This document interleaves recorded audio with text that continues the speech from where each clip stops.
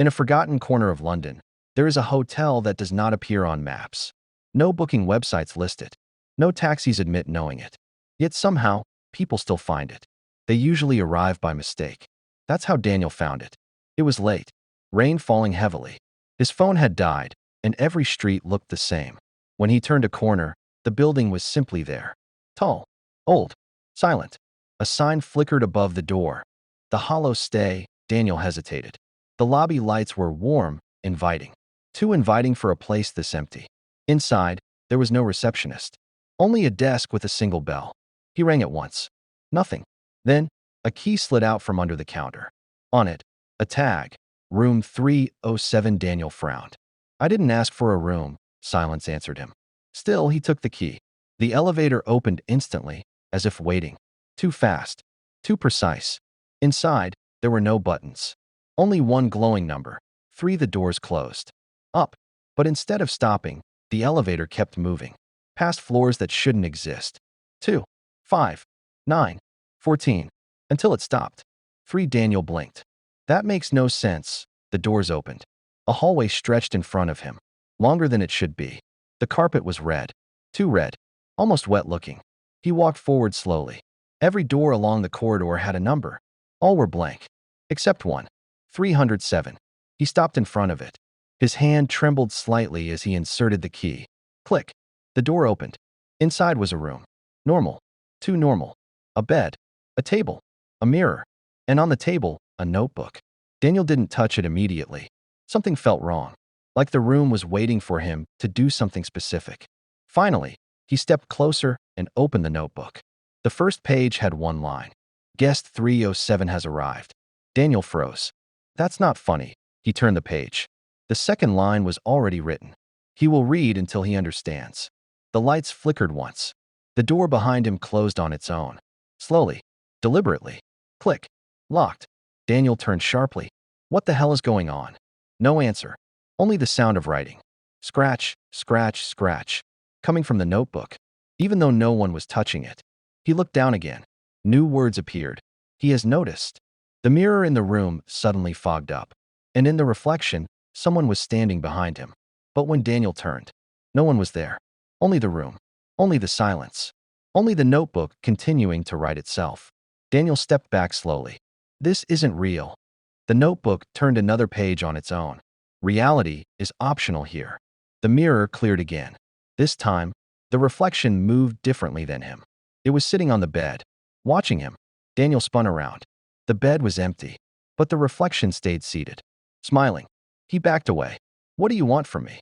The notebook responded instantly. We don't take guests. We create them. A loud sound echoed outside the room. Footsteps. Multiple. Approaching. Daniel rushed to the door and pulled. Locked. The footsteps stopped right outside. Knock. Once. Silence. Knock. Twice. Then a voice. Calm. Familiar. Room 307? Daniel froze. That voice sounded like his own. The notebook flipped pages faster. Previous guest has arrived. Daniel stepped back. What previous guest? The door handle slowly turned. Click. The door opened. And standing there was Daniel. Exactly like him. Same clothes. Same face. Same fear. But this version was smiling. I was wondering when you'd meet me, it said. Daniel shook his head. No, this isn't possible.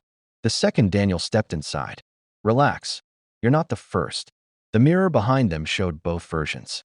But only one reflection was moving. The other was static. Empty. Like it was unfinished. The notebook wrote again. 2 versions now exist. Only one will leave. Daniel turned to the other him. What is this place? The other Daniel shrugged. A hotel that keeps what it writes. What does that mean? The smile faded. It means we're not guests. A pause. We're pages. The lights flickered. The room shifted slightly. Walls tightening. Like the space itself was breathing. The notebook slammed shut on its own. And from inside it, to whisper. The room darkened instantly. When the lights came back, the notebook was open again. New lines were already written. Conflict detected. Both Daniels stared at it. This has to stop, one said. The other laughed slightly. You still think you're the original? Silence. The mirror began to glitch. The reflection split. 3 versions now. Then 4. All slightly different. All watching. The notebook continued. Too many versions. The room started collapsing inward. Doors outside the hallway began opening on their own. Empty rooms filling with silhouettes. People who looked almost real, but not fully formed. Daniel stepped back. We need to leave. The other version shook his head. There is no leaving, only rewriting. The notebook flipped violently. Pages flying.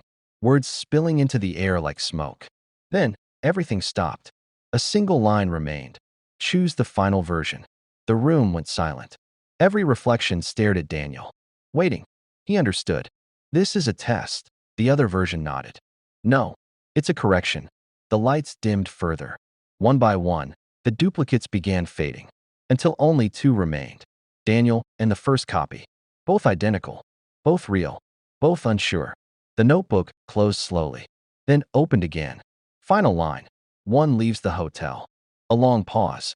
Then, one becomes the hotel. The mirror shattered soundlessly. The room stabilized. Silence returned. When the doors finally opened again, only one person stepped out into the hallway. The receptionist's desk was back. The key was gone. The hotel was quiet again, waiting, as always. And somewhere inside its walls, a new page was already being written.